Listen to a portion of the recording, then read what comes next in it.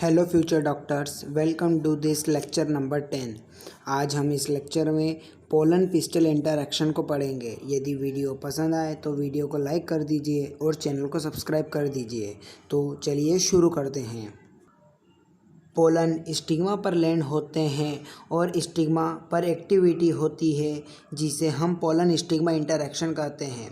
ऐसा नहीं है कि सिर्फ राइट टाइप के पोलन ग्रेन से ही पॉलिनेशन हो सकता है, कभी कभी रॉन्ग पोलन ग्रेन से होते हुए भी पॉलिनेशन हो जाता है। पोलन ग्रेन जो दूसरी स्पीशीज से होते हैं या सेम प्लांट के होते हैं वह भी स्टिग्मा पर लैंड कर जाते हैं। पिस्टल के पास ये एबिलिटी रहती है कि वह पोलन ग्रेन को पहचान सकता है कि वह राइट टाइप का है या रॉन्ग टाइप का। राइट टाइप को हम कंपैक्टिबिलिटी कहते हैं और रॉन्ग टाइप को हम इनकम्पैक्टिबिलिटी कहते हैं। यदि पोलन ग्रेन राइट टाइप का होगा तो पिस्टल एक्सेप्ट कर लेगा और उसे पोस्ट पोलिनेशन के लिए भेज दिया जाएगा, और जो रॉन्ग पोलिनेशन होगा उसे पिस्टल रिएक्ट कर लेगा। ये दो तरह से होता है।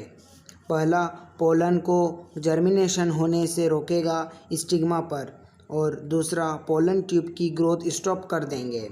ये पोलन ग्रेन और पिस्टल में जो इंटरेक्शन होता है, क्योंकि पिस्टल और पोलन ग्रेन एक केमिकल कंपोनेंट रिलीज़ करते हैं।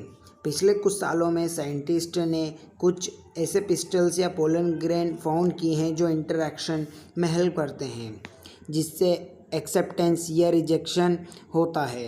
हमें पता है कि जो कंपैक्टिबिलिटी पॉलिनेशन होता है उसमें पोलन ग्रेन स्टिग्मा पर लैंड करते हैं और जर्मिनेट्स होते हैं और वह पोलन ट्यूब बनाते हैं। जंप पोर से जो भी कॉन्टैक्ट पोलन ट्यूब में रहता है वह पोलन ट्यूब में मूव होंगे। पोलन ट्यूब स्टिग्मा के टिश्यू से और स्टाइल से ओवरी तक पहुंच जाता है। आपको याद होगा कि कुछ प्लांट्स में पोलन ग्रेन 2 सेल्ड शेप्ड के होते हैं, पहला वेजिटेटिव सेल्स, दूसरा जनरेटिव सेल्स। ऐसे प्लांट्स को जनरेटिव सेल्स 2 मेल्स गैमेट्स को प्रोड्यूस करते हैं, तब पोलन ट्यूब स्टिग्मा पर ग्रो कर रही हो। कुछ प्लांट्स पोलन को 3 सेल्ड कंडीशन उस समय शेड करते हैं। उस प्लांट्स में पोलन ट्यूब 2 मेल गैमेट्स को कैरी करते हैं।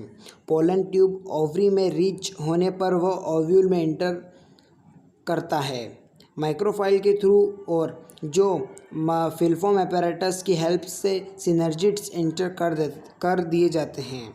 जो फिलफॉर्म apparatus रहते हैं वह प्रेजेंट रहते हैं माइक्रोपाइलर पार्ट पर, जिनका काम सिनर्जिड सेल्स का पोलन ट्यूब में एंटर करवाना होता है।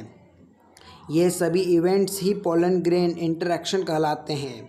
यह एक डायनामिक प्रोसेस है, यानी लगातार चलने वाली प्रोसेस है, जिसमें पहले पोलन को पहचाना जाता है, उसके बाद उसे प्रमोट किया जाता है।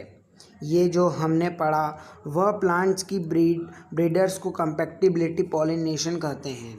उसमें हेल्प करती है। ये ब्रीडर रहता है, वह इंटरेस्टेड रहता है कि डिफरेंट स्पीशीज़ को क्रॉसिंग के लिए कैरेक्टर में वैरायटी ला सके। आर्टिफिशियल हाइब्रिडाइजेशन एक अच्छी क्रॉप को इम्प्रूवमेंट में करने के लिए यह एक प्रोसेस है। सभी एक्सपेरिमेंट में यह इम्पोर्टेंट है कि जो डिज़ायर्ड पोलन ग्रेन है उसी का यूज़ हो। जो पोलन ग्रेन अनवांटेड है उसे हम स्टिग्मा पर प्रोटेक्ट करना चाहिए। इसे हम 2 प्रोसेस से पढ़ते हैं। जो पहली, यदि फीमेल पार्ट्स बाइसेक्सुअल हो, पोलन ग्रेन के रिलीज होने से पहले यदि एंथर को रिमूव कर दिया जाए या फ्लावर बड से, तो इसी स्टेप को हम इमोस्कुलेशन कहते हैं। जिस फ्लावर से एंथर रिमूव किया जाता है उसे हम इमोस्कुलेटेड फ्लावर कहते हैं, जिन्हें हम सूटेबल बैग से कवर करना होता है जो बटर पेपर से बने होते हैं।